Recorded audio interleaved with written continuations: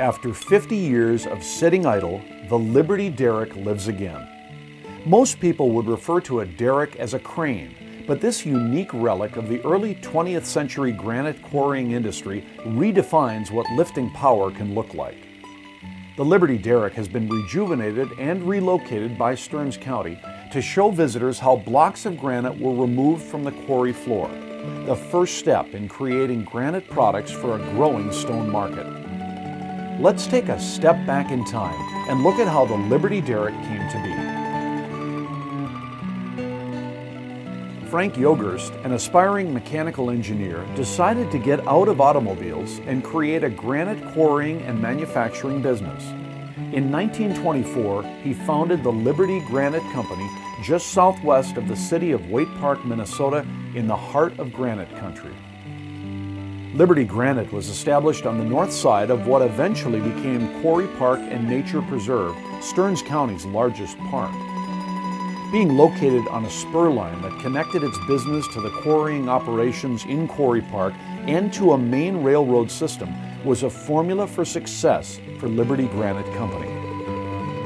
The 25 employees at Liberty worked round-the-clock shifts. Their saws buzzed all night long, reducing 20-ton blocks of granite to finely polished monuments and building stone. There were no barons in granite, just lots of hard-working families chipping a living from 1.7 billion-year-old bedrock. Yogerst retired in 1955, and the Liberty Derrick was left to oversee the disappearance of the company. Until Stearns County Parks acquired it in 1996, the Liberty Derrick saw little use of its 20-ton lifting capacity. In 2004, Stearns County moved the derrick into Quarry Park for restoration analysis. Major deterioration had occurred on the single-piece Douglas fir mast and boom arm. New timbers were needed and would be about $15,000 each. It looked like the cost would be the death knell for the restoration project. Thanks to an anonymous donor in 2005, new timbers of Douglas fir were ordered and hope for restoration grew.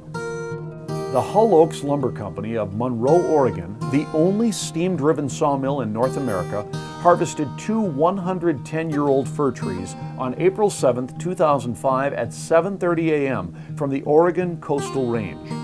The 85-foot-long timbers arrived by truck at Quarry Park on May 19, 2005. Patient park carpentry staff spent most of the summer of 2005 transferring the original hardware to the new timbers. The spider, base, straighteners, and brackets were all hand-fitted to the new timbers with care and old-fashioned dedication. In 2006, with timbers restored, it was time to use a modern crane to hoist the Liberty Derrick to its new home on the south ledge of Benzie 14 on a slab poured for a derrick back in 1946. Park staff orchestrated the hoisting of the refurbished derrick. The weight of just the new mast with all its guidelines was 9,000 pounds.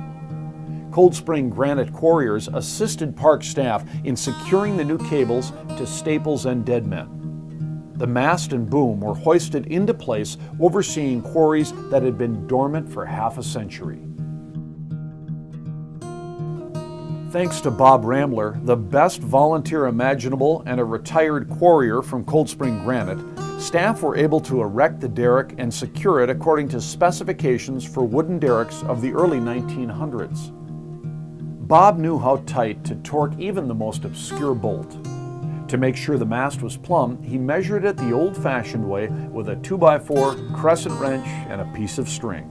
With the newly secured derrick in place, park staff next constructed a concrete slab for anchoring the drum hoist and power equipment, which would be installed in 2007. However, the 100-year-old machinery still needed restoration.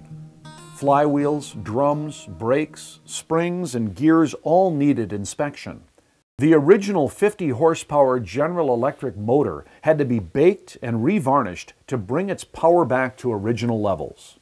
The Liberty Derrick was ready for recabling. Again, the modern crane returned to Quarry Park to help place cable through the mast sheaves 85 feet above the ground to the drum hoists. The restoration project was on the last leg of its journey. A shelter for the motor and equipment was needed. Dale Gruber Construction stepped up to the task and donated design, construction, and fundraising services to complete the project. In celebration of completion, Dale arranged a dedication for September 19, 2008, which would include lifting a 4-ton block of St. Cloud red granite out of a quarry. All systems were go. With so much dedicated service given to the project, Bob Ramler had to be the man to flip the power switch and hoist the first block of granite in 50 years from a quarry floor at Quarry Park and Nature Preserve. Though the 60-some spectators at the dedication all lived in granite country, none of them had ever seen what they witnessed that day. History came alive.